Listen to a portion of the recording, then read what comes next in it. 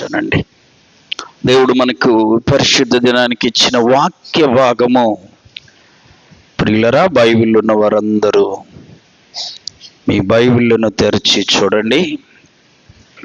కొరింథీయులకు రాసిన 2వ పత్రిక 4వ అధ్యాయము 16, 17, 18 వచనాలు నేను చదువుతాను. నాతో కలిసి అందరూ బిగ్గరగా చెప్పడానికి ప్రయత్నము చేయండి. కొరింథీయులకు రాసిన 2వ పత్రిక 4వ అధ్యాయం 16, 17 వచనాలు. కావున, గట్టిగా చెప్పండి, కావున మేము అధైర్యపడము. మా బాహ్య పురుషుడు కృషించుచున్నను, ఆంతర్య పురుషుడు దినదినము నూతనపరచబడుచున్నాడు. మేము దృశ్యమైన వాటిని చూడక అదృశ్యమైన వాటిని నిదానించి చూచుచున్నాం కనుక క్షణమాత్రముండు మా చులకని శ్రమ మా కొరకు అంతకంతకు ఎక్కువగా నిత్యమైన మహిమ భారమును కలుగ చేయుచున్నది. ఎలయనగా దృశ్యమైనవి అనిత్యములు, అదృశ్యమైనవి నిత్యములు. దేవుడి వాక్యము ద్వారా మనందరితో మాట్లాడునుగాక. జాగ్రత్తగా వినండి ప్రియులరా. అపోస్తలుడైన పౌలు గారు యేసయ్య శిష్యులందరిలో కల్లా చివరివాడు. ప్రభు 12 మంది శిష్యులను ఎన్నుకుంటే అప్పుడు పౌలు గారు ప్రభు యొక్క క్రమములో లేడు. ఆ 12 మంది శిష్యులు పరిచర్య, ప్రభు యొక్క శిలువ మరణము, ప్రభు పునరుత్థానుడై తిరిగి లేచిన తరువాత అప్పటిదాకా సౌలుగా ఉన్న వ్యక్తిని దేవుడు పట్టుకొని ఆయన వాడుకునే ఒక పాత్రగా సిద్ధపరిచి సౌలును పౌలుగా మార్చాడు. ఆమేన్. పౌలుగా మారిన తరువాత యేసయ్య 12 మంది శిష్యులు చేసిన సేవ కంటే బహు ఎక్కువ సేవ చేశాడు. ఆమేన్. ఇది ఎలానంటే, తాతల తరాల నుంచి మేము దేవుని బిడ్డలమని చెప్పుకుంటున్న వాళ్ళు కొంతమంది ఉన్నారు. కొంతమంది ప్రభువును గుర్తెరిగి ఇప్పుడు ఈ కాలములో, కృపాకాలంలో దేవుని యొద్దకు వచ్చిన వాళ్ళు కూడా ఉన్నారు. ప్రారంభం నుండి దేవుని బిడ్డలమని చెప్పుకుంటున్న వాళ్ళందరి కంటే ఇటీవల వచ్చారే, ఈ మధ్య వచ్చారే, ఈ కృపాకాలంలో రక్షింపబడ్డారే, వారు అద్భుతములను చూస్తా ఉన్నారు. చప్పట్లు కొట్టి ప్రభును మహింపరచాలి. ఎందుకని? మేము దేవుని పిల్లలం, మా నాన్న దేవుని పిల్ల, మా తాతలు దేవుని పిల్లలని కొంత నిర్లక్ష్యము వీరిలో. అయితే ఈ మధ్యకాలంలో చివరి గడియల్లో ప్రభు యొద్దకు వచ్చిన వాళ్ళు బహుపట్టుదలతో, ఆమేన్, ఎలా బహుపట్టుదలతో ప్రార్థించే వారి జీవితాల అద్భుతాలను చూస్తున్నారు. అలాగే ప్రారంభంలో ఉన్న శిష్యుల కంటే కూడా పౌలు గారు ఎక్కువ సువార్త పరిచర్య చేశాడు. చివరొచ్చినోడే. మనం ధ్యానం చేసుకున్నాం. దేవుని యొద్దకు ఉదయం పనికి బయలుదేరినోడు ఒకటే, సాయంకాలం 5ంటికి బయలుదేరిన వాళ్ళు కూడా ఒకటే. అందరికి ఆయన సమాన కూలి ఇచ్చాడు. ఆమేన్. అలా కూడా ఎలా ఇచ్చాడు? వెనకాలొచ్చిన వాణ్ణి మొదలుకొని ముందొచ్చిన వాని వరకు ఇచ్చాడు. అంటే ముందొచ్చినోడికి ముందిస్తే వెనకాలొచ్చినోడు కొంచెం బాధపడతాడని వెనకాలొచ్చిన వాడు మొదలుకొని ముందొచ్చిన వాని వరకు ధ్యానించుకున్నాం కదా. ప్రభు ప్రేమ కలిగిన దేవుడు. ఆమేన్. ఆ ప్రేమ ఈ భూమి మీద ఎక్కడ మనము ఎవరి దగ్గర చూడలేము. ప్రభు ప్రేమ అంత గొప్పది. ఆ రీతిగా పౌలు గారు ఒక గొప్ప మర్మం చెబుతున్నాడు. జాగ్రత్తగా వినండి. అపోస్తలుడైన పౌలు గారు దేవుని ఆత్మ ప్రేరితుడై చెప్పే మర్మము ఏంటంటే, ప్రియులరా, మా బాహ్య పురుషుడు, ఎవరంట? బాహ్య పురుషుడు కృషించుచున్నాను, మా ఆంతర్య పురుషుడు ఏమవుతున్నాడు? బలపడుతూ ఉన్నాడు. చప్పట్లు కొట్టి ప్రభువును మహింపరచండి. ఏంటి దీని అర్థం? చూడండి, దేవుడు త్రిత్వం. మన దేవుడు త్రిత్వం అంటే తండ్రి, కుమార, పరిశుద్ధాత్మ కదా. తండ్రి, కొంతమంది చెప్పలేకపోతారు, చెప్పాలి. తండ్రి, కుమార, పరిశుద్ధ. దేవుడు మనలో కూడా ఈ త్రిత్వాన్ని పెట్టాడు. ఎలాగో తెలుసా? శరీరం ఉంది, చెప్పాలి. శరీరము ఉంది, ప్రాణము ఉందా లేదా? ప్రాణము ఉంది, ఆత్మ ఉంది. చప్పట్లు కొట్టి ప్రభువును మహింపరచాలి. మనలో ఎన్ని ఉన్నాయమ్మా? చెప్పాలి. చానున్నాయి అయ్యి అంటారు కొంతమంది. అసలు ఎన్ని ఉండేది? 3. శరీరము, ప్రాణము, ఆత్మ. దేవుడు ఎన్ని రకాలుగా మనకు కనపడతాడు? తండ్రిగా, కుమారునిగా, పరిశుద్ధాత్మగా. త్రిత్వము దేవుడు. మనలో కూడా త్రిత్వం పెట్టాడు. చూడండి, ఆదికాండం 1వ అధ్యాయం 26వ వచనం. ఆదికాండం 1వ అధ్యాయం 26వ వచనం. దేవుడు మన స్వరూపమందు మన పోలిక చొప్పున నరులను, అక్కడ త్రిత్వం ఉన్నాడు. మనలో కూడా త్రిత్వం ఉంది. శరీరం ఉంది, ప్రాణం ఉంది, చెప్పాలి, ఆత్మ ఉంది. ఇప్పుడు చెప్పండి, కనపడేది వీటిలో ఏది? శరీరం కనపడద్ది. ఆత్మ కనపడద్దా? కనపడదు. ప్రాణము అది కూడా కనపడదు. ఉంటుంది కానీ ఎట్లా పోయిద్దో తెలియదు, ఏ రీట్లో వెళ్ళిపోద్దో ఎవరికి తెలియదు. ఒక సైంటిస్ట్ అట, ఈ ప్రాణం పోవడం అంటే ఆ చివరి గడియల్లో, ఆ క్షణాల్లో ఉన్న ఆ గాలి పోవడం కదా, దాన్ని ఎలాగైనా ఆపుదామని ఒక పెద్ద గాజు గ్లాసు చేపించి కొన్ని క్షణాల్లో చనిపోయే వ్యక్తిని అందులో పెట్టాడంట. ఎందులో? గాజు పెట్టెలో పెట్టి ఆ మూతేసేసి సీల్ చేసేసాడు. చుట్టూ ఏం చేశాడు?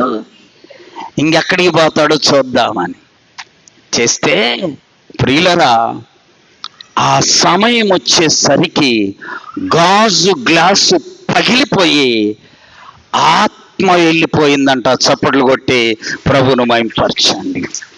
దేవుడిచ్చాడే ఆత్మ, దాన్ని ఎవడి తరం కాదు ముందు తీయడానికి, ఆపడానికి. ఆమేన్. దేవుడు మాత్రమే మనలో ఆ ఊపిరిని ఊదాడు. ఆయన మాత్రమే ఊపిరిని మరలా తీసుకుంటాడు. కాబట్టి మనలో కూడా త్రిత్వం ఉంది. పౌలు గారు అంటున్నాడు, మా బాహ్య పురుషుడు కృషించిపోయినను ఆంతర్య పురుషుడు దినము ఏమవుతున్నాడు? బలపడుతూ ఉన్నాడు. చూడండి, వాక్యములో ప్రియులారా గమనించినట్లయితే తెస్సలోనీయులకు రాసిన 1వ పత్రిక 5వ అధ్యాయం 23వ వచనములో ఈ సత్యాన్ని మనం చూస్తాం. 1 తెస్సలోనీయులకు రాసిన పత్రిక 5:23. సమాధానకర్తయగు దేవుడే ఇప్పుడు సంపూర్ణముగా పరిశుద్ధపరచునుగాక.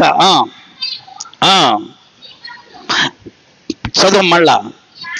మీ ఆత్మయు, జీవం అంటే ప్రాణమును, శరీరమును. ఎన్నున్నాయి? ఆత్మ ఉంది, జీవం అంటే ప్రాణం ఉంది. అరే వీళ్ళు జీవం ఉందా లేదా అని అడుగుతాం. అలాగే ప్రాణం ఉందా లేదని అడుగుతాం. శరీరము, ఆత్మ, ప్రాణం. గమనించండి. అయితే మనము చూడవలసిన మర్మం ఏంటంటే, పౌలు గారి ద్వారా దేవుడు బయలుపరిచింది, బాహ్య పురుషుడున్నాడు. అంటే బయటికి కనబడేవాడు. ఏంటిది బయటికి కనబడేది? శరీరము. బయటికి కనబడేది చెప్పాలి ఏంటిది? ఈ బాహ్య పురుషుడు అనగా ఈ శరీరం కృషించిపోద్ది. చెప్పాలి ఏమవుద్ది? నెల రోజులు అన్నం తినకపోతే శరీరం ఏమవుద్ది? కృషించిపోద్ది. అర్థమైందా? అంతేకాదు 9 రకాలైన ఈ లోక సంబంధమైన క్రియల ద్వారా కూడా ఈ శరీరం కృషించిపోద్ది. ఒకటి బాధలు. బాధలు వచ్చినప్పుడు సరిగా నువ్వు భోంచేయలేవు అమ్మా. దుఃఖము, ఏడ్చేటప్పుడు నీ శరీరం ఏమవుద్ది? కృషించిపోద్ది. వేదనలు, శోధనలు, అలాగే వృద్ధాప్యము, ఇవన్నీ వచ్చినప్పుడు శరీరం ఏమవుద్ది? కృషించిపోద్ది. వ్యాధులు వచ్చాయనుకో శరీరం ఏమవుద్ది? ఇంత లావున్నాడు ఇంత అయిపోతాడు. దేనికి? వ్యాధి వస్తే కదా. ఈ బాహ్య పురుషుడు ఏమవుతాడు? కృషించిపోతాడు. ఈ లోక సంబంధమైన శ్రమలు, శోధనలు, కష్టాలతో ఈ శరీరం ఏమవుద్ది? కృషించిపోద్ది. అంటే దినదినం తగ్గిపోయిద్ది. వృద్ధాప్యం వచ్చిందనుకో శరీరం ఏమవుద్ది? మునుపటిలాగా లేయలేవు, మునుపటిలాగా పరిగెత్తలేవు, మునుపటిలాగా నీ శరీరత బలమైన వస్తువులను ఎత్తలేము, మోయలేము. ఏమైంది నీ బలము? చెప్పాలి కృషించి, అంటే తరిగిపోయింది. ఆ తరిగిపోయేది బాహ్య పురుషుడు. ఆమె బయటికి కనబడే ఈ శరీరం కొన్ని రకాల క్రియల ద్వారా ఏమైపోద్ది? దినదినము కృషించిపోయింది. చూడండి వాక్యములో మనం గమనిస్తే ప్రసంగి గ్రంథం 12వ అధ్యాయం 7వ వచనం. ప్రసంగి 12:7. మొన్నైనది వెనుకటి వలనే ఎక్కడికి చేరుద్ది? భూమికి. ఈ శరీరం ఉందే ఎట్లా వచ్చింది? చెప్పాలి అమ్మ, చెప్పండి ఎట్లా వచ్చింది శరీరం? మంటిలో నుండి దేవుడైన యెహోవా నేల నుండి మట్టిని తీసి బొమ్మగా చేసి వాని నాసికారంధ్రములలో జీవవాయువును ఊదగ నరుడు జీవాత్మయ్యాడు కదా. అంటే ఈ అందరి శరీరాలు కూడా ఎక్కడి నుండి వచ్చాయి? ఏం అనుమానం లేదు, అనుమానమే లేదు. ఒకవేళ నీకు అనుమానం ఉంటే రోజులా రుద్దుతా ఉండు, నీ శరీరము నుండి ఏమొచ్చింది? మట్టి వచ్చింది, బంగారం రాదు. ఎర్రటి వారైనా చెప్పాలి, నల్లటి వారైనా ఎలా చేయబడ్డారు? నేల మట్టితో గుర్తుపెట్టుకోవాలి. అందుకని ఈ బాహ్య శరీరం తిరిగి చివరికి ఎక్కడికి చేరుద్ది? భూమికి చేరుద్ది. అక్కడ ఉంది చూడండి, మీ నేల మట్టితో చేయబడిన ఈ శరీరం భూమికి చేరితే ఆత్మ దాన్ని దయచేసిన దేవుని యొద్దకు పోయిద్ది. ఆమేన్. ఆత్మ ఎక్కడికి పోద్ది? అర్థమైందా? అంటే బాహ్య పురుషుడు అనగా ఈ శరీరం కృషించిపోయినా ఆత్మ మాత్రం కృషించి పోదు. శరీరమేమో వ్యాధులు వచ్చినా, బాధలు వచ్చినా, శ్రమలు వచ్చినా, వృద్ధాప్యం వచ్చినా కృషించిపోద్ది. పౌలు గారు కూడా అంటున్నాడు, మా బాహ్య పురుషుడు ఉన్నాడే వాడు కృషించిపోతా ఉన్నాడు, అయినను మేము అధైర్యపడము. ఏం చేయరంట? అంటే భయపడరు. ఎందుకని? ఈ శరీరం పోయేది ఎక్కడికి? చెప్పాలి భూమిలోకి, మట్టిలోకి. కాబట్టి శరీరాన్ని నమ్ముకోకూడదు. చూడండి గలతీయులకు రాసిన పత్రిక 5వ అధ్యాయం 16-17 వచనాలు. గలతీ 5:16-17. నేను చెప్పునది ఏమనగా ఆత్మానుసారంగా నడుచుకోవాలి, అప్పుడు మీరు శరీర కోరికలను నెరవేర్చరు. శరీరము ఆత్మకును, ఆత్మ శరీరమునకును విరోధము. ఆమె ఆత్మ ఏమంటది? లేచి కొంచెం ప్రార్థన చేసుకయ్యా, బాగుపడతావు. ఆత్మ చెబుతుంటది లోపల, శరీరం ఏమంటది? వాళ్ళు లేచిర్రా, వీళ్ళు లేచిర్రా, ఇంట్లో మిగిలిన వాళ్ళందరూ నీకే నువ్వు పండుకోబోయి అంటది. ఎవరు? శరీరం. శరీరం చెప్పినట్టింటే అమ్మా ఏమొద్దు తెలుసా? పాతాళములోకి పోతాం. మరి ఎవరు చెప్పినట్టు వినాలి? ఆత్మ, నీలో ఉన్న ఆత్మ చెప్పినట్టు వినాలి, నడుచుకోవాలి. అర్థమైందా? శరీరం చెప్పినట్టుంటే శరీర కోరికలు చాలా ఉంటాయి. బైబిల్లో కూడా శరీర కార్యాలేమో 15 ఉంటే ఆత్మ ఫలాలు 9 ఉన్నాయి. ఏది ఎక్కువ? ఏందమ్మా తెలియక చెప్పట్లేదా? వాడే వాగుతల్లని చెప్పట్లేదా? శరీర కార్యాలు 15 అమ్మా, ఆత్మ ఫలాలు 9. ఏది ఎక్కువ? అంటే చల్లని రూపాయికు గీతలు, సైతానుకు లక్షణాలు ఎక్కువ. చూసారా? మరి ఎప్పుడైతే నువ్వు శరీరాన్ని నమ్ముతావో ఆత్మ కార్యాలు నువ్వు చేయలేవు. నువ్వు నమ్మాల్సింది శరీరాన్ని కాదు, నువ్వు అనుసరించాల్సింది శరీరము చెప్పినట్టు కాదు, ఆత్మ చెప్పినట్టు నడుచుకోవాలి. చూడండి, శరీరం చెప్పినట్టు నడుచుకున్నవాడు ఏమయ్యాడు తెలుసా? ఈ ఊపిరి ప్రాణము పోగానే పాతాళములో యాతన పడుతున్నాడు. శరీరం చెప్పినట్టు ఎన్నోడు ఎక్కడికి పోయాడు? పాతాళములో యాతన పడుతుండు ధనవంతుడు. ఆత్మ చెప్పినట్టు నడుచుకున్న వాడు ఎక్కడున్నాడు తెలుసా? చూడండి, మత్తయి సువార్త, మార్కు సువార్త, లూకా సువార్త, 3 సువార్తల్లో రాయబడిన అంశం ఏంటో తెలుసా? ఏలియాయు, మోషేయు యేసయ్యకు రూపాంతర కొండ మీద కనబడ్డారు. ఏలియా ఏమో యేసు ప్రభు కంటే కొన్ని వందల సంవత్సరాల క్రితమే చనిపోయాడు. ఎవరికంటే? యేసయ్య కంటే. యేసు ప్రభు వారు రూపాంతర కొండ మీద ఉంటే, రూపాంతరము చెందుతూ ఉంటే, మోషేయు ఏలియా వారికి కనబడెను అని ఉంది. ఎట్లా కనపడ్డారు? బాహ్య శరీరాలతో కాదు, చెప్పాలి, ఆత్మ శరీరముతో కనపడ్డారు. ఆమేన్, ఆమేన్. ఎలా కనపడ్డారు? మరి పేతురుకు ఏలియాని ఎలా తెలిసింది? ఏమైనా బోర్డు రాసుకుండా నేను ఏలియాను అని? లేదు. మోషేకి ఎలా తెలిసింది? మోషేని వీళ్ళకి శిష్యులకు ఆత్మ సంబంధమైన జ్ఞానం పొందుకుంటే నీకు అపరిమితమైనటువంటి జ్ఞానము నీవు సొంతం చేసుకుంటావు. ఆత్మ సంబంధమైన విషయాలను నువ్వు చూస్తావు. ప్రియులరా, మోషే, ఏలియా యేసు ప్రభు దగ్గరికి వచ్చి ఎలా కనపడ్డారో తెలుసా? ఆత్మరూపులుగా ఆత్మ శరీరులుగా. మరి ఎప్పుడో చనిపోయిన వాళ్ళు ఇప్పుడు వచ్చి కనపడటం అంటే అలా ఆత్మ స్వరూపులుగా. నీవు ప్రభు యొక్క కృపను బట్టి బాగా ఒక విషయంలో ప్రార్థన చేసుకొని వేదన చెంది ప్రభువును ప్రతిమాలి మొరపెట్టి పడుకున్నావు అనుకో, ప్రభు నీ దగ్గరకు వస్తాడు. ఎలాగా? ఆత్మ ద్వారా. ఆయన ఆత్మ. దేవుడు ఎవరు?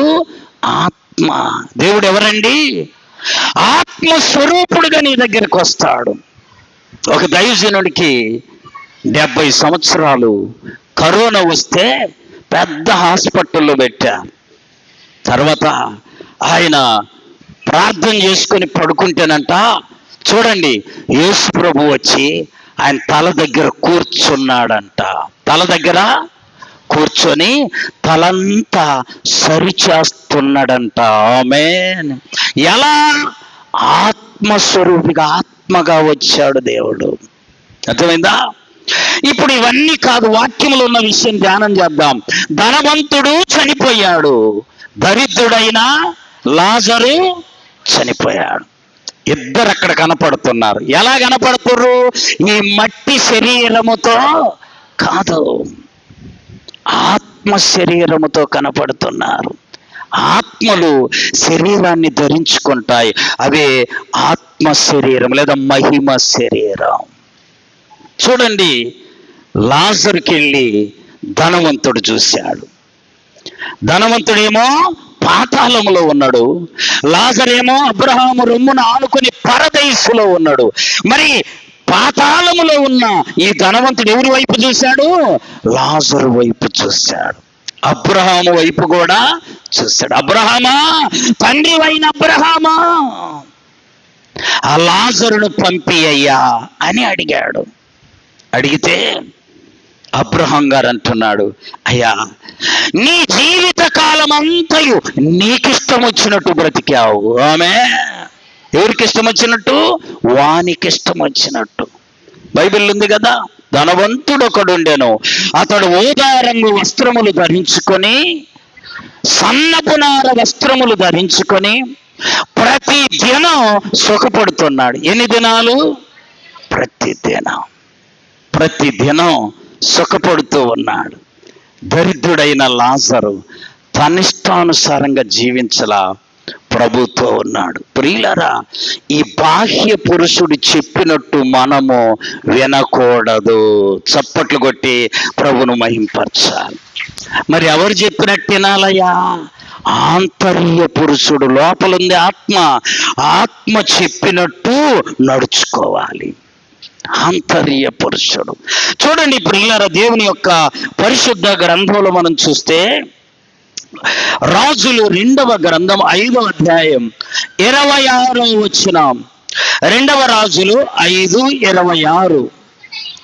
అంతటా ఎలీషా వానితో, ఆ మనుషుడు రథము దిగి నిన్ను ఎదుర్కొనుటకు తిరిగి వచ్చినప్పుడు నా ఆత్మ నీతోటి లేదా? చూసారా, గేహజీ పరుగున అమ్మా నయమాన్ తెచ్చిన బహుమానాల దగ్గరికి వెళ్ళాడు. పరుగెత్తుకొని తీసుకున్నాడు, ఇంటికి వచ్చాడు, వాటిని దాచిపెట్టాడు. తిరిగి ఏమీ ఎరుగునట్టుగా వచ్చి ఎలీషా గారి ఎదుట నిలవబడ్డాడు. ఇది ఎలా తెలిసి ఎలీషాకు? అమ్మా, ఆత్మంట. గేహజీ ప్రశ్న వేస్తుండు, గేహజీ నీవెక్కడ నుండి వచ్చావు అని అడిగితే గేహజీ అంటున్నాడు, నీ దాసుడనైన నేను ఎక్కడికి పోలా. ఎలీషా గారు ఏమన్నాడు తెలుసా? నీవు ఆ మనుషుని దగ్గరికి వెళ్ళి రథం దిగి అతడు నిన్ను కలుసుకున్నది నేను చూడలేదా? ఎలా చూశాడు?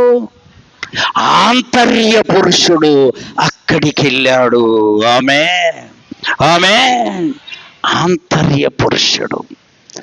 నీ ఆత్మ ఉందే, దానికి పరిమితి ఉండదు. అందుకే తలుపులు వేసుకున్నా, కిటికీలు వేసినా, ఒక్కళ్ళు ఉన్నారనుకో భయపడతారు. ఇంకెందుకు తలుపేసావుగా, కిటికీలు వేసావుగా, గొల్లెం పెట్టాక ఇంకెందుకు భయపడతాను? దయ్యం వస్తుంది. ఎట్టొస్తుంది? దానికి తలుపు అక్కరా లేదు, గడి అక్కరా లేదు, ఎక్కడుంటే అక్కడికి అని నువ్వు అనుకుంటున్నావు. వాస్తవము కూడా అది శరీరముతో లేదు. ఎలా ఉంది? దురాత్మతో ఉంది. ఆమె ఒకరోజు యేసు ప్రభు శిష్యులు ఆ ప్రభు వారు ఆరోహణమైనప్పుడు తలుపేసుకొని అమ్మా భయపడుతూ, యేసయ్యను చంపారు, మమ్మల్ని కూడా చంపుతారేమని భయపడుతూ అందరూ ప్రార్థన చేసుకుంటుంటే యేసు ప్రభు వచ్చి మధ్యలో నిలబడ్డాడు. ఆమె ఎక్కడ? వాళ్ళ మధ్యలో నిలబడి మీకు సమాధానము కలుగుగాక అన్నాడు. అంటే వీళ్ళు అనుకుంటున్నారు దెయ్యం వచ్చింది అనుకున్నారు. చూసారా అమ్మా? మరి తలుపేసావుగా, దయ్యం ఎట్లొస్తుంది? శరీరం కాదు దయ్యాంది, ఆత్మ, దురాత్మ. ప్రభు కూడా శరీరునిగా లేడు. ఎలా ఉన్నాడు? పరిశుద్ధాత్మ రూపునిగా ఉన్నాడు. కాబట్టి ఆయన ఎక్కడికైనా రాగలడు, ఎవరి దగ్గరతోనైనా ఉండగలడు. ప్రియులారా, ఆంతర్య పురుషుడు గేహజీ దగ్గరికి వెళ్ళిండు. ఎలీషా యొక్క ఆత్మ అక్కడుంది చూడండి. నీవు ఆ మనుషుణ్ణి కలుసుకొనినప్పుడు నా ఆత్మ నీతో లేదా? ఆ ఆత్మ నీతో లేదా? చూసారా ప్రియులారా, కొన్నిసార్లు బాగా ఇబ్బందులు వచ్చాయనుకో, దేవుడు వచ్చి నీ దగ్గర ఏం చేస్తాడు? కూర్చుంటా నిన్ను దర్శిస్తాడు. ఎలా? తలుపేసుకున్నావు, గడిపెట్టుకున్నావు, పడుకున్నావు. ఎలా వచ్చాడు? ఆత్మ. దేవుడు అంటే ఎవరు? ఆత్మరూపిగా వస్తాడు. కాబట్టి ఈ ఆత్మను మనం బలపరుచుకోవాలి. బాహ్య పురుషుడు కృషించిపోతాడు, కానీ ఆంతర్య పురుషుణ్ణి మనం ఏం చేయాలి? దినదినము బలపరుచుకోవాలి. ఇంకా బాగా అర్థమయ్యేటట్టు చెప్తాం చూడండి. అపోస్తుల కార్యముల గ్రంథం 7వ అధ్యాయం తీయండి. బైబిల్ ఉన్నవారు అపోస్తుల కార్యముల గ్రంథం 7వ అధ్యాయము 55, 56, 57 వచనాలు. అయితే అతడు పరిశుద్ధాత్మతో నిండుకొనిన వాడై ఆకాశము వైపు తేరి చూసి, ఏం చూశాడంటే? ఆకాశం వైపు చూస్తే ఏం కనపడుతుంది? దేవుని మహిమను. యేసు తండ్రి కుడి పార్శ్వమున కూర్చుండుటయు చూశాడు. ఆమె స్టెఫెను చూస్తే పైకమా ఎవరు కనపడుతుండ్రు? దేవుని మహిమ కనపడింది. యేసయ్య తండ్రి కుడి పార్శ్వమున నిలవబడింది కనబడింది. ఆమేన్. ఎవరు చూస్తే? స్టెఫెను చూస్తే. ఆ స్టెఫెను అన్నాడు, అయ్యా ఆకాశము తెరవబడుట, దేవుని మహిమను చూస్తున్నాను, యేసయ్య తండ్రి కుడి పార్శ్వమున నిలబడటం చూస్తున్నానని చెప్పాడు. చెబితే చుట్టూ ఉన్న వాళ్ళందరూ కూడా పైకి చూశారు. పైకి చూస్తే ఏం కనపడింది? ఆకాశమేమి కనపడలా. ఏంటి తేడా? ఆయనేమో ఆంతర్య పురుషుడు, అనగా ఆత్మ ద్వారా బలపరచబడి ఆత్మ ద్వారా చూస్తున్నాడు. ఆమేన్, ఆమేన్. అదే మిగిలిన వాళ్ళందరికీ ఆత్మ లేదు కాబట్టి దేవుని మహిమ కనపడలా, యేసయ్య కూడా చెప్పాలి కనపడలా. ఆమేన్, ఆమేన్. ఒకసారి మేము ఒక 30-40 మంది పాస్టర్లు అందరం ఒక హాల్లో పడుకున్నాం.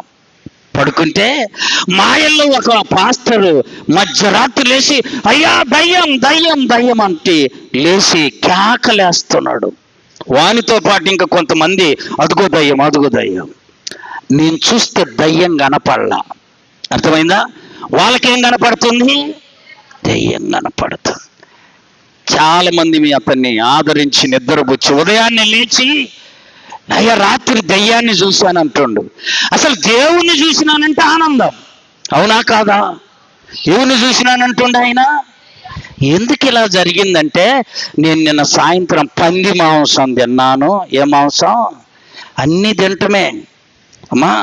పంది మాంసం అని కుక్క మాంసం పెట్టినా తింటాం. ఏం తెలుస్తుందా? తెలియదు కదా. మసాలా వేసి బాగా ఫ్రై చేసి పెడితే.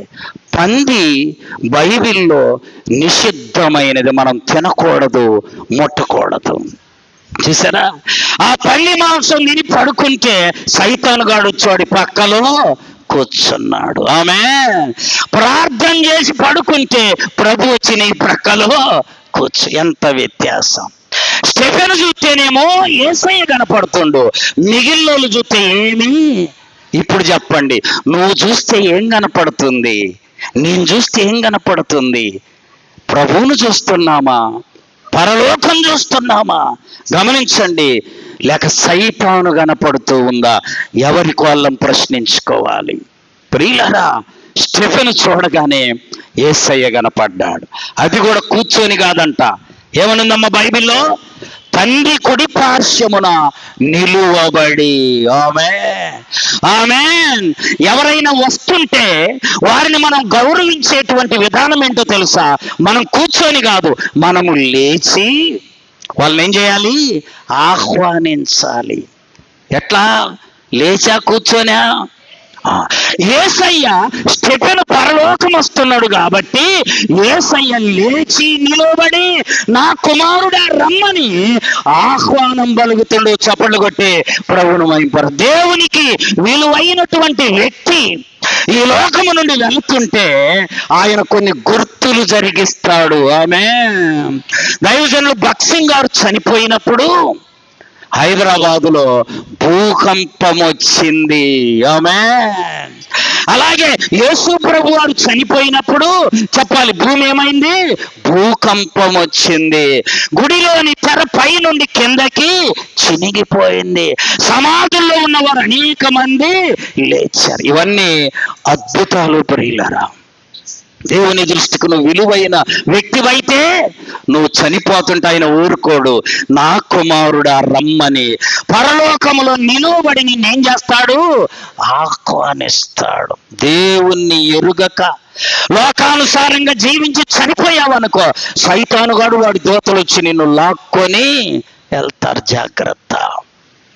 ఇప్పుడు మనకు బాహ్య పురుషుడు కృషించిపోయినా లోపల ఉన్నాడే ఆంతర్య పురుషుడు, వాణ్ణి మనం ఏం చేయాలి? బలపరుచుకోవాలి. ఆమేన్. కొంతమంది చూడండి చాలా బలహీనంగా ఉంటారు, ప్రార్థనలో బలంగా ఉంటారు. ఆమేన్.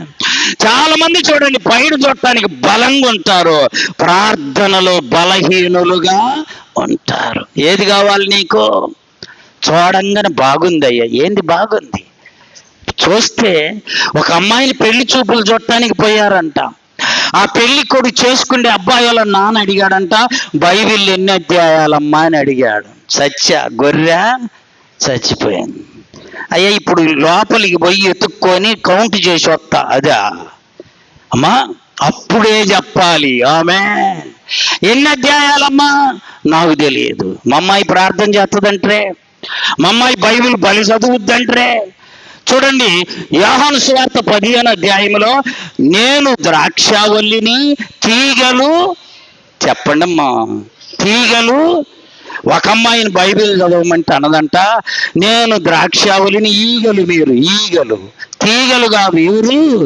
ఈగలు మీరు. చూసారు? ఒక్క అక్షరమే. జాగ్రత్త. ఆంతర్య పురుషుడు బలపడితే ఆత్మ సంబంధమైన విషయాలు నీ కన్నులకు కనపడతాయి. ఆమేన్. చాలా మార్లు చెప్పా, మళ్ళా చెప్తున్నా. ఒకసారి నేను డిగ్రీ చదివే గుంటూరులో ఏసీ కాలేజీలో చదివేటప్పుడు గుంటకరంలో పెద్ద మీటింగ్ పెడితే చాలా మంది వచ్చారు, గొప్ప దైవజనులు, చాలా మంది ప్రజలు వచ్చారు. ఆ సేవకుడు అక్కడ నిలబడి ఫలానా వచ్చి ప్రార్థన చేస్తుంది అని పిలిచాడు. పిలిస్తే ఆమె ప్రార్థన చేయడానికి లేవగానే చినిగిపోయి ఉంది, చీర కొట్టుకుంది. ఆమె అమ్మా 20, 30, 40 ఏళ్ళ నాడు అందరి చినిగిపోయినాయే, కొట్టుకుండే వాళ్ళం. ఇప్పుడు కాదు, కథ చినగంగానే ఇసిరేస్తున్నాం. ఇప్పుడు అట్లా కూడా ఇట్లా మళ్ళీ కొత్త ట్రెండ్ వచ్చింది, చినిగిపోయినది చేసుకొని ఫ్యాషన్ అంటుండు. ప్యాంటు చినిగిపోద్ది ఏంటంటే ఫ్యాషన్. అర్థమైందా? ఆ మట లేగానే చినిగిపోయిన చీర, చినిగిపోతూ కుట్టుకున్న జాకెట్టు చాలా పేదరాలిగా ఉంది. ఎలా? చూడటానికి. ఎలా? బాహ్య పురుషుడు ఎలా ఉన్నాడు? పేదరాలిగా ఉంది. మేమనుకున్నాం ఈ సేవకుడికి మైండ్ ఉందా లేదా, ఇంత పెద్ద మీటింగ్కి ఇట్టాటమని పిలిచాడని ప్రార్థనకు అనుకున్నా. అంతేగా మనం చూసేది ఏంటిదమ్మా? పై రూపాన్ని. మనుషులు చూసేది పై రూపాన్ని. ఆమె వెళ్ళి మైకు తీసుకొని ప్రార్థన చేస్తుంటే ఒక్కొక్క మాట ఒక్కొక్క బాణములాగా అందరి హృదయాలను కదిలించింది. చప్పట్లు కొట్టి ప్రభువును మహింపరచండి. అప్పుడు అనుకున్నామమ్మో, ఈమె పైకి పేదరాలు గాని ఆత్మీయంగా బలవంతురాలు. ఆమేన్. బాహ్య పురుషుడు బాగలేకపోయినా మన ఆంతర్య పురుషుడు ఎలా ఉండాలి? బలముగా ఉండాలి. ఆమేన్. ఇంతలా ఉంటావు, ఎర్రగా బుద్దుగా ఉంటావు, ఒక్క మాట ప్రార్థన రాదు, ఏమైనా ఉపయోగమా? తీసుకెళ్ళాడు బడెత్తే అగ్ని ఆరదు, పురుగు దాంట్లో కాలిపోతా. జాగ్రత్త. బాహ్య పురుషుణ్ణి కాదు మనం బలపరుచుకోవాల్సింది. చెప్పండి, ఎవరిని బలపరుచుకోవాలి? బాగా వినాలి, చాలా మంచి విషయం ఇది, లోతైన విషయం. మనం కనబడడానికి భక్తిపరులంగా బ్రతికితే ప్రయోజనము లేదు. ఆంతర్య పురుషుడు మన హృదయం ఉందే, లోపలున్న ఆత్మ ఉందే, అది బలముగా ఉండునుగాక. చూడండి ఎంత అద్భుతమైన విషయం. పౌలు గారు అంటున్నాడు, దినదినము మా బాహ్య పురుషుడు కృషించుచు నీరసించిపోతున్నాడు, కానీ మా ఆంతర్య పురుషుడు ఉన్నాడే లోపల, వాడు దినదినము నూతన బలము పొందుకుంటున్నాడు. ఆమేన్. దావీదును అభిషేకించటానికి వచ్చిన సమూయేలుకు దావీదు యొక్క తండ్రి మొదటి కొడుకుని తీసుకొస్తే అతను చూడగానే ఎర్రటోడంట. ఇప్పుడు ఎవరిని ఇష్టపడతారు? అనుమానం ఏముంది? ఎర్రగుంటే చాలు. బుద్ధి నల్లగొన్నా ముందు కనపడేది. ఒకసారి చెప్పే మళ్ళా చెప్తా. వినుకొండ వచ్చింది రైల్వే స్టేషను. నేను ట్రైన్లో కూర్చొని బైబిల్ చదువుకుంటూ ఉన్నా. ట్రైన్ అంతా చాలా ఎక్కువ మంది రష్గా ఉంది. ఒక ముసలాయన వచ్చి, అమ్మట జరుగమ్మ కూర్చుంటానంటే, లేదు పో, ఇక్కడ ప్లేస్ లేదు పో, ఉన్నారు పో అన్నది. సరే, ఆ వినుకొండ కదిలేలోపు ఇంకొక ఆయన వచ్చాడు. బ్రహ్మాండంగా ప్యాంటు షర్టు బూటు చూటేసి స్ప్రే కొట్టుకుండా, అంటే అత్తరు కూడా కొట్టాడు. ఆయన వచ్చి అట్లా జరగమనగానే కూర్చోబెట్టుకుందామా, కూర్చున్నాడు. శావల్యాపురం వచ్చేసరికి ఈడు దిగిపోయాడు. అంటే వాడు స్టేజ్ వచ్చింది, వాడు కొంచెం పైన కదగానే తెలిసి, అమ్మో నా పర్సు పోయింది. వాడు చూడటానికి బాగున్నాడు కానీ దొంగ.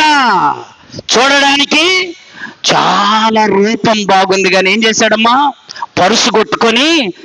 ఆ ముసలాయన అంటుండమ్మా, చెప్పండి, నేను జరగమంటే జరగలేదు, నాకు స్థలం ఏమంటే, వాడు బాగా సూటు బూట్ వేసుకునేకి కూర్చోమన్నావు కదా, ఇప్పుడు బాగుందా? వాడు పరుసు పట్టుకొని పై రూపాన్ని చూడకూడదు. దేవుడు అన్నాడు సమూయేలుతో, సమూయేలు చదువు మా బాగా, మనుషులు పై రూపమును చూస్తారు, నేను పై రూపాన్ని, వాని హృదయమును. అద్భుతం. కాబట్టి మన హృదయాన్ని బలపరుచుకుందుముగాక. పై రూపం కాదండి. పై రూపం ఎక్కడికి పోద్దని చెప్పాను? మట్టిలోకి పోయి. నువ్వు అందగాడివైనా, ఆటగాడివైనా, గొప్ప ధనవంతుడివైనా, బలవంతుడివైనా, నీ శరీరం వెళ్ళేది మట్టిలోకి. నీ ఆత్మ ఉందే, అది బలముగా ఉంటే దేవుని సన్నిధికి చేరుతుంది. కొరింథీయులకు రాసిన 2వ పత్రిక 5వ అధ్యాయం 10వ వచనం, ఎందుకనగా మనము జరిగించిన క్రియల చొప్పున అవి మంచివైనను సరే, చెడ్డవైనను సరే, ఈ దేహముతో జరిగించిన వాటి ప్రతిఫలము పొందడానికి మనమందరము యేసయ్య న్యాయపీఠము ఎదుట నిలవబడతాము. ఎట్లా నిలబడతాము? సూటు బూటేసుకొనా? కాదు, ఆత్మ శరీరముతో నిలబడతాం. అది బలపరుచుకోవాలి ప్రియులారా మనం. ఇప్పుడు లోపలున్న ఆత్మను బలపరుచుకోవాలంటే ఏం చేయాలి? ఇప్పుడు ఏనండి, ఈ బాహ్య శరీరం బలపడాలంటే డాక్టర్ ఏం చెబుతాడంటే, పొద్దున్నే లేచి వాకింగ్ చేయయ్యా. ఏం చేయాలి? ఎక్సర్సైజ్ చెయ్యయ్యా, టానిక్ తాగయ్యా, మంచి బలమైన ఆహారము చెప్పండి తినమంటాడు డాక్టర్. అయిపోయిందా? ఇవి దేనికి? నీ శరీరము బాగుండడానికి. ఆమేన్, ఆమేన్. ఇప్పుడు పొద్దున్నే అటు చూడండి, దొనకొండ రోడ్డు చూస్తే పరిగెత్తుతూ ఉంటారు. ఎందుకు? శరీరములో ఉన్న వ్యాధి పోయి బాగుపడటానికి. అంటే బాహ్య శరీరం బాగుపడాలంటే ఎక్సర్సైజు చెయ్యాలి కదా. బాగుంది కదా. మరి బాహ్య పురుషుడు బాగుపడాలంటే ఎక్సర్సైజ్ కదా. ఆంతర్య పురుషుడు బాగుపడాలి, బలపడాలి, పరిశుద్ధపరచబడాలంటే 2 కార్యాలు చేయాలి. బాగా అర్థమైందా? శరీరం బాగుండాలంటే పొద్దున్నే లేచి నడువయ్యా, కూర్చొని ఉంటే జబ్బయ్యా అంటున్నాం కదా. పొద్దున్న ఏం చేయాలి? ఎక్సర్సైజు చెయ్యాలి. ఆంతర్య పురుషుడు బాగుపడాలంటే కూడా ఎక్సర్సైజ్ ఉంది. ఏందో తెలుసది? ప్రార్థన, వాక్య ధ్యానము. ఆమేన్. ఏమేంటి అమ్మా? ప్రార్థన, వాక్య ధ్యానం. రక్త పరీక్ష చేపిస్తే కొవ్వు ఎక్కువ ఉందయ్యా అని చెప్పాడు ఒక ఆయనకు. ఏంటిది? కొవ్వు. అట్టంటే కోపం వస్తుందని కొలెస్ట్రాల్ ఎక్కువ ఉందంటే, కొలెస్ట్రాల్ అంటే ఇంగ్లీషు, తెలుగులోనే కొవ్వు. నీ కొవ్వు ఎక్కువ ఉందని కోపం వస్తుందని కొలెస్ట్రాల్ ఎక్కువ ఉందని చెప్పా. వీడొచ్చి ఎక్సర్సైజ్ చెయ్యను, జిమ్ముకు పోను, అమ్మా రాత్రిపూట చపాతీ తిన్ను, రకరకాల తిప్పలు పడ్డాడు. కొంచెం తగ్గించుకున్నాడు. ఆత్మ బలపడడానికి కూడా ప్రార్థన చేయాలి, బైబిలు చదవాలి. అప్పుడు నీ ఆత్మ బలపడద్ది. నీలో ఉన్న పనికి రాని కొవ్వు ఉందే అది బయటికి వెళ్ళిపోద్ది. ఆమేన్, ఆమేన్. ఒక వ్యక్తి మందిరములోకి వచ్చి తల వంచకుండా బ్రతుకుతున్నాడు. సమస్య వచ్చేసరికి తల వంచి ప్రార్థన చేశాడు అనుకో. ప్రార్థన చేసినప్పుడు ఉన్నంత బలం ప్రార్థన చేయనప్పుడు ఆ వ్యక్తిలో ఉండదు. ఆమేన్. కాబట్టి ఆంతర్య పురుషుడు బలపడాలంటే 2 కార్యాలు చేయాలి. ఒకటి చెప్పండి, ప్రార్థన. రెండోది బైబిలును చదవాలి. ఆమేన్. ఎంత ప్రార్థన చేస్తావో అంత నువ్వు బలపడతావు. ఆమేన్. ఎంత వాక్యం చదువుతావో అంతగా నీవు ఫలిస్తావు. వాక్యములో ఉంది కదా, అతడు యెహోవా ధర్మశాస్త్రమునందు ఆనందించుచు దివారాత్రము దానిని ధ్యానించువాడు ధన్యుడు. అతడు నీటి కాలువల యోరున నాటబడినదై ఆకు వాడక తన కాలమందు ఫలమిచ్చు చెట్టులాగుంటాడు. వాక్యం చదివితే ఫలించే చెట్టులాగుంటావు. ఆమె ఏం చదివితే?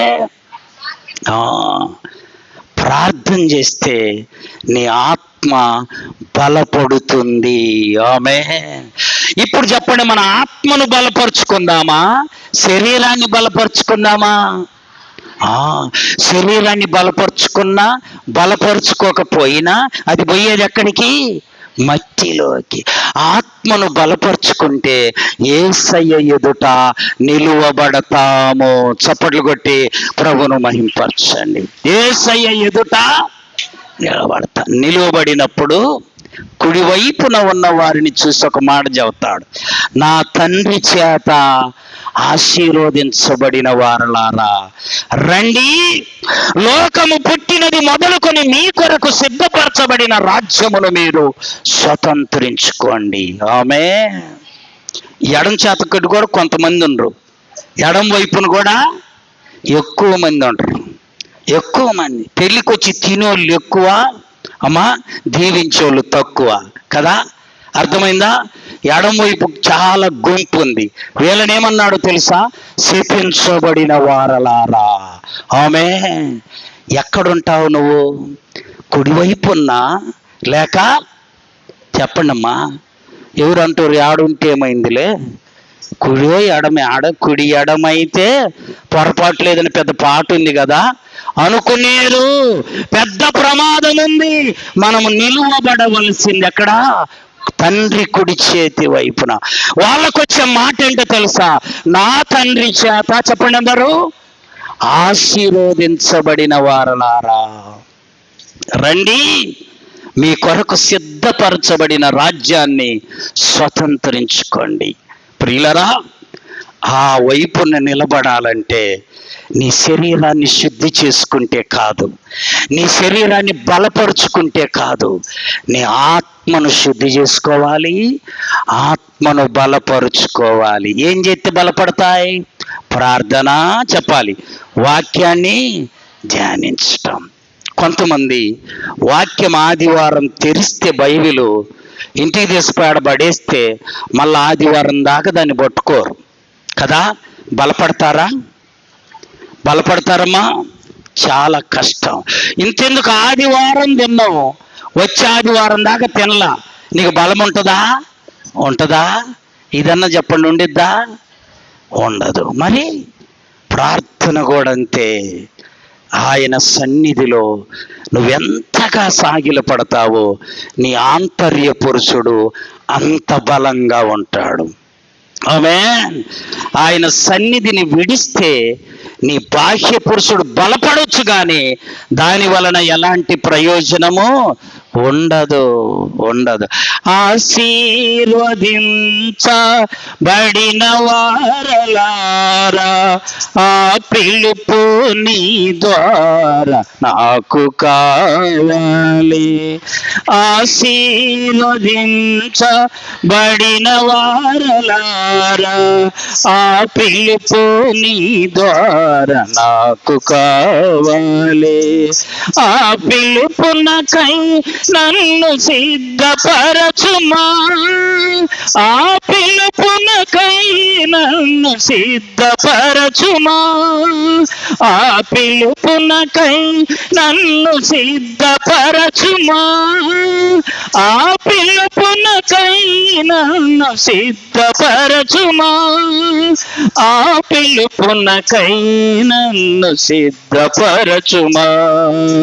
సిద్ధపరచుమో దేవా నీ రాకకై, సిద్ధపరచుమో దేవా నీ రాజ్యముకై, సిద్ధపరచుమో దేవా నీ రాకకై, సిద్ధపరచుమో దేవా నీ రాజ్యముకై.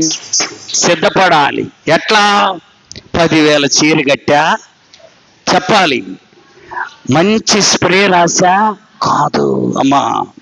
నీ పై రూపం బాగున్నా లేకపోయినా అది ఎన్నదగినది కాదు. లెక్కించేది దేవుడు, లెక్కించేది నీ హృదయమును. ఆమె హృదయాన్ని శుద్ధి చేసుకొని ఆత్మను బలపరుచుకుందాం. ఆత్మ సంబంధమైన ఫలాలను మనము ఫలిద్దాము. అట్టి కృప పరిశుద్ధాత్మ దేవుడు వాక్యం విన్న మనందరికీ దయచేయునుగాక. ఆమేన్. మోకరించండి, ప్రార్థన చేసి